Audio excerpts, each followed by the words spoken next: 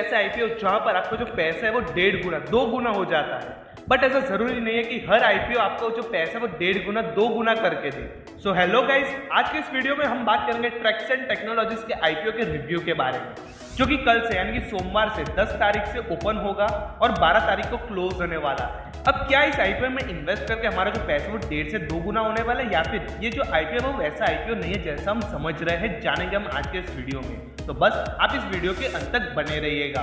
तो चलिए अब 1 मिनट गवाए बिना लेट्स स्टार्ट द वीडियो।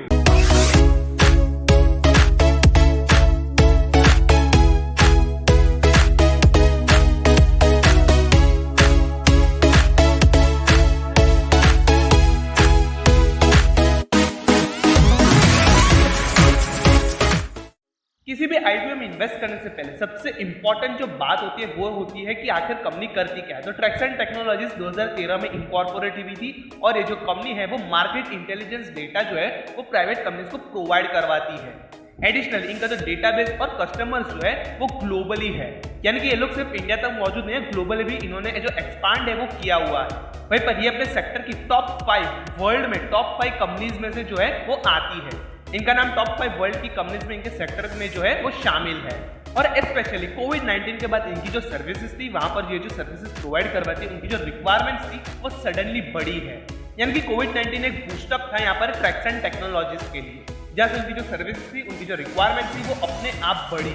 वहीं पर अगर हम कंपनी के टोटल यूजर बेस की बात करेंगे तो वो है 3271। वहीं से भी यहाँ पर अगर हम देखेंगे तो वो 1139 का जो कस्टमर बेस है वहाँ पर 58 कंट्रीज में डाइवर्सिफाइड है, यानी कि ये कंपनी ग्लोबली ग्रो कर रही है और इसका जो कस्टमर बेस है वो भी काफी बढ़िया में नजर आ रहा है।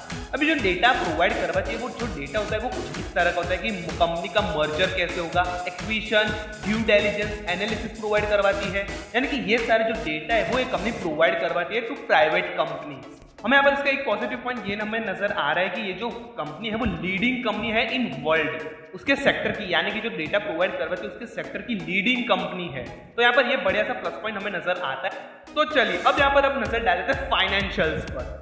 अगर हम 2020 की बात करें तो वो थे 52.38 करोड़, वहीं पर 48.46 करोड़ 2021 में थे, और वहीं पर 2022 में अगर लेटेस्ट देखेंगे 30 जून 2022 के तो वो है 56.78 करोड़ की, यानी कि टोटल एसेट्स में ग्रोथ हमें देखने को नहीं मिले लेकिन स्टेबल से रहे इसके टोटल एसेट्स। वहीं पर टोटल रेवेन्यू की बात करें तो 2020 में था 6 करोड़, वहीं पर 2021 में ग्रोथ हुई 55 करोड़ रुपीस तक, यानी कि कोविड-19 यहाँ पर काफी बढ़िया इसकी जो बूस्टअप है वो मिल गया कोविड-19 की वजह से। वहीं पर अगर हम 30 जून 2022 का यहाँ पर लेटेस्ट डेटा देखेंगे तो वहाँ पर टोटल रेवेन्यू थी 19.08, यानी कि 20 करोड़ के आसपास ही यहाँ पर 2022 का इसका टोटल रेवेन्यू है। तो टोटल रेवेन्यू में यहाँ पर सडन ग्रोथ हमें देखने को मिली ड्यू टू कोविड-19, जहाँ पर इसकी जो रिक्वायरमेंट थी इसके सर्विसेज की वो यहाँ अचानक से बढ़ गई। अगर हम प्रॉफिट आफ्टर टैक्स देखेंगे तो 2020 में -54 करोड़ का लॉस था, 2021 में अच्छे यहाँ पर रिक्वायरमेंट्स होने की वजह से कोविड-19 की वजह से -4 करोड़ का जो नुकसान था प्रॉफिट आफ्टर टैक्स वो देखने को मिला 2021 में। 2022 की अगर हम बात करेंगे प्रॉफिट आफ्टर टैक्स लेटेस्ट 0.92 यानी कि 1 करोड़ के आसपास का इसका जो प्रॉफिट है वो हमें देखने को मिल रहा है, यानी कि प्रॉफिट आफ्टर टैक्स में शानदार इसका जो कमबैक है वो यहाँ पर रहा है, ठीक ठाक जो ग्रोथ है वो देखने को मिल रही है हमें प्रॉफिट आफ्टर टैक्स में।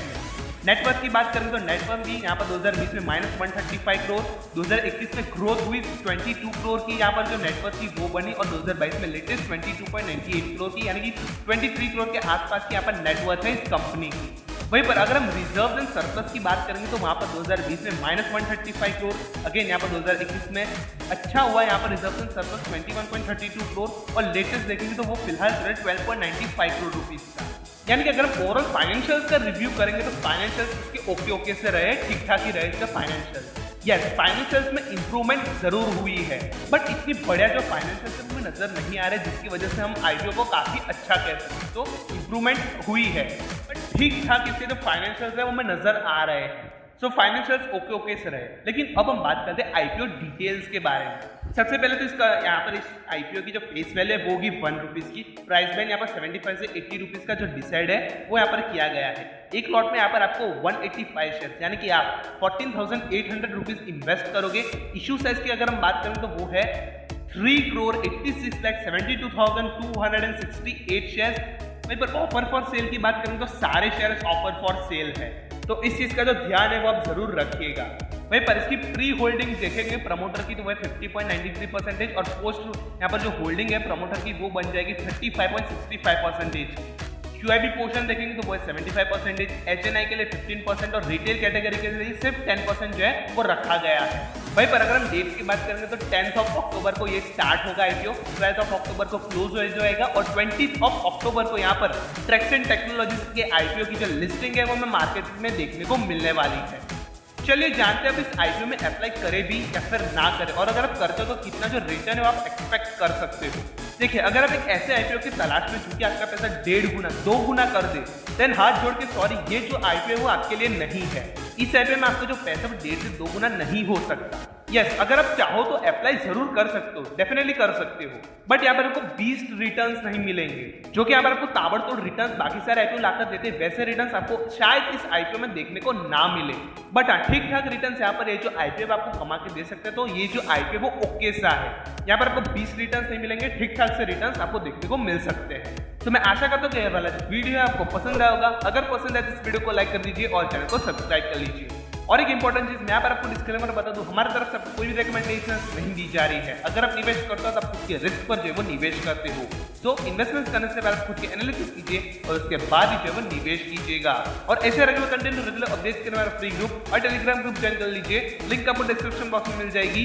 तो चलिए अब मैं आपका दोस्त अब लेता हूँ आपसे अलविदा और आपसे मुलाकात होगी अगले वीडियो में। तब तक के लिए बने रहिए हमारे YouTube चैनल पर और ऐसे रेगुलर वीडियोस के लिए मैं YouTube पर लाइक और सब्सक्राइब कर लीजिए हमारे चैनल वो फाइनेंशियल एंटरप्राइज चैनल को और बेल आइकन को प्रेस कर दीजिए ताकि आप कभी भी हमारी तरफ से एक वीडियो नोटिफिकेशन नहीं मिस करेंगे और अब हमें जो अपडेटेड रहेंगे रिलेटेड टू फाइनेंस।